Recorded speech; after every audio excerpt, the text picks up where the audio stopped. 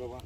Ini kita berada di blok 114, blok yang termasuk endemik Ganoderma. Ini merupakan salah satu blok yang akan dilakukan treatment Ganoderma sesuai dengan SOP pengendalian dari Wilmar. Pada blok ini sudah endemik, yaitu DSI 3 dan DSI 4 nya lebih di atas 10%. Memastikan semua. Jadi kita berada di posisi ini, Pak.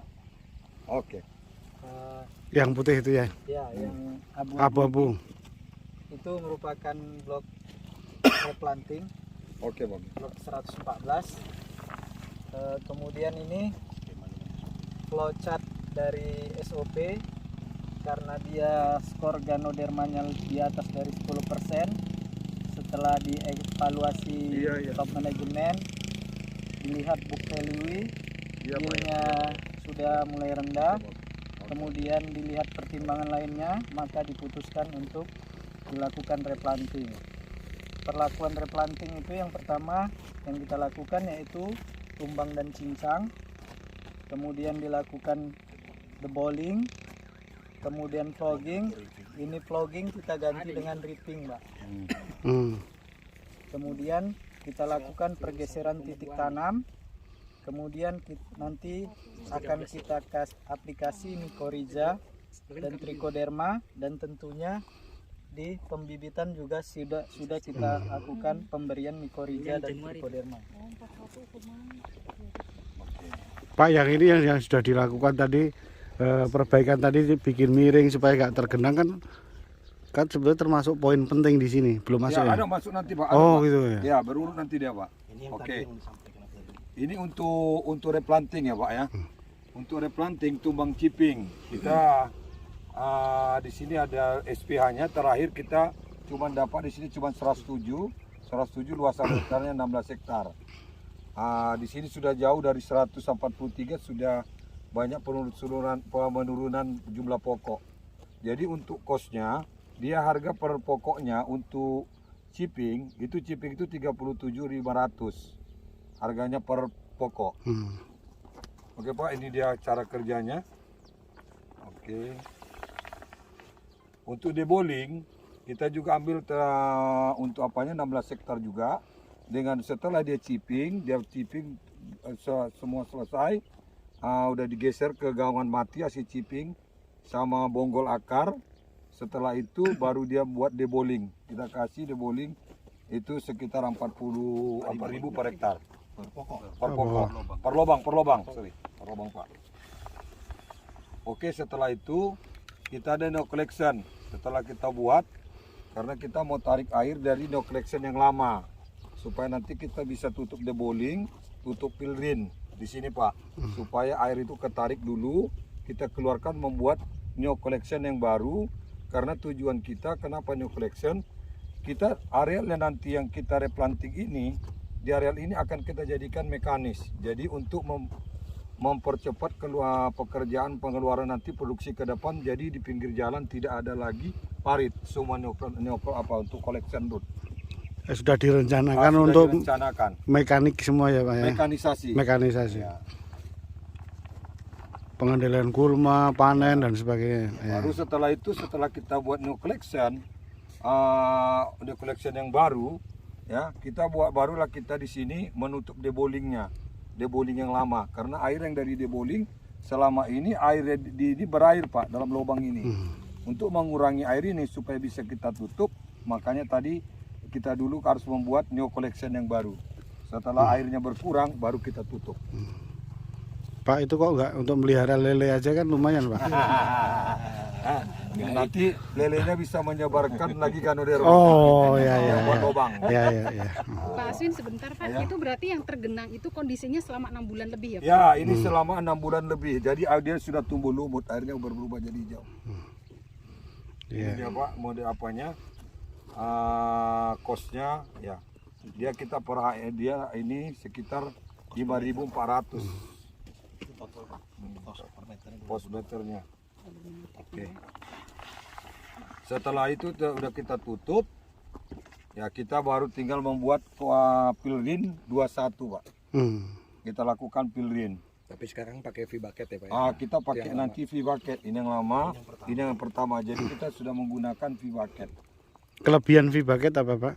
Kelebihan kalau dia pakai Biko yang standar, dia itu dia mengorek Pak. Dia mengorek.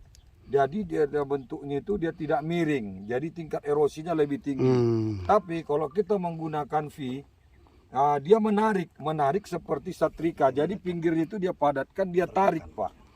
Jadi lebih dia tidak ada erosi dan bentuknya itu dia miring V, dan kedalaman lebih bagus untuk kedalaman. Seperti di plester kalau bikin rumah ya Pak? Seperti di plester, seperti bangunan di plester. Halus itu Pak? Halus dia Pak.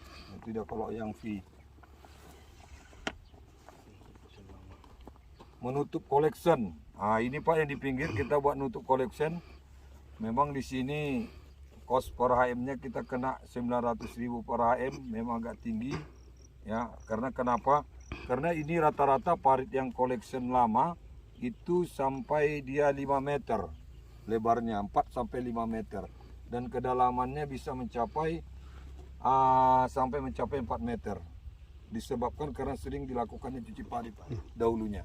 Tadi pertanyaannya gimana nutupnya Pak? Nutupnya kita ambilkan tanah yang dari ujung parit ini. Jadi kita coba kita tutup semua, tidak cukup Pak, tidak cukup. Jadi kita ambil, kita jadikan 21. Dua besar pikul kita jadikan 1.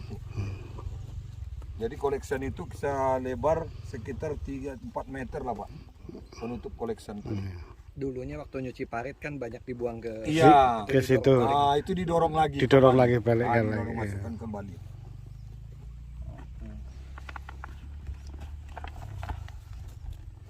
Ini dah menutup collection. Nah ini Pak, dia fotonya bisa kita lihat collection. Kita tutup. Ini kalau ini tertutup semua tadi bagus. Itu pertama, cuman kita ambil dari sini. kiri kanan nih. Ya, jadi ini jadi rendah. Jadi ini kita tidak perbolehkan karena kalau kita tutup kemarin semua. Jadi kita buat 21 saja. Ini untuk ripping Pak. Inilah ripping. Inilah pertama ripping. Waktu itu ya akarnya masih kita lihat, kalau sekarang kan sudah sangat lapuk ya. Sekarang ini masih sehat. Waktu itu masih ada basah lah, masih segar. Dan masih segar kita lihat. Ini sudah kita ukur kedalamannya 75 cm. Ini ada cuma 100 dari sini, ini sekitar 75 cm. Total kemarin dia sampai 107 cm. Dan yang kita korek itu adalah pasar pikul yang selama ini digunakan untuk mengeluarkan produksi. Tidak di tempat titik tanam. Jadi titik tanam itu berubah di pasar pikul yang digunakan selama ini. Dan itu di rumpuk tadi ya Pak ya? Ya. Tidak disebar merata tadi lah yang penting. Di sini dia Pak, di sini nanti dia. Setelah di ripping, ya kan Pak, kita melakukan kimbring. Jadi yang di ripping tadi, tanah-tanah yang sudah digemburkan kembali dan akar berserakan itu, kita tarik dia, dikumpul di pat kimbring ini. Dikumpulkan di pat kimbring.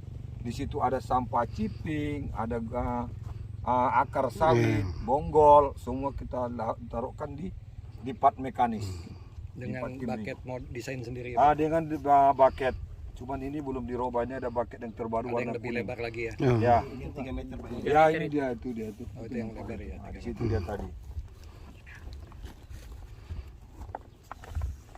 Oke, ini dia. Jadi setelah itu, setelah kita buat pat, ini hasil ripping sudah ada. Jadi untuk plantingnya, untuk tempat tanam, kita padatkan lagi di sini supaya kita tanam, supaya hasil ripping itu ini ripping, dan kita harus compact dengan excavator X110 2 kali balik ya. 2 kali balik supaya ini padat untuk menjaga nantinya supaya tanaman tidak cepat miring. Tidak perlu hole in hole Tidak lagi, perlu lagi tidak perlu lagi on in hole, dia hanya tinggal pancing ya. Ini apa? Pancer, tinggal hanya pancer saja Pak. Supaya enggak doyong gitu Ya, supaya enggak doyong. Kalau begini kita tanam, mungkin tingkat doyongnya sangat tinggi sekali. Makanya kita compact 2 kali dia Pak. Terima kasih. Oh, oke. Iya, iya, Terima iya. kasih. Itu yang di tengah siapa? Ah, yang mana? Yang di tengah ini Pak Tim Replanting Ganoderma. Tengah ini mas, Pak. Sudah menyebar foto ini kemana-mana Pak. Udah menyebar ini. Udah saya dikirim via WA itu Pak. Oke. Mungkin itu Pak, terima kasih.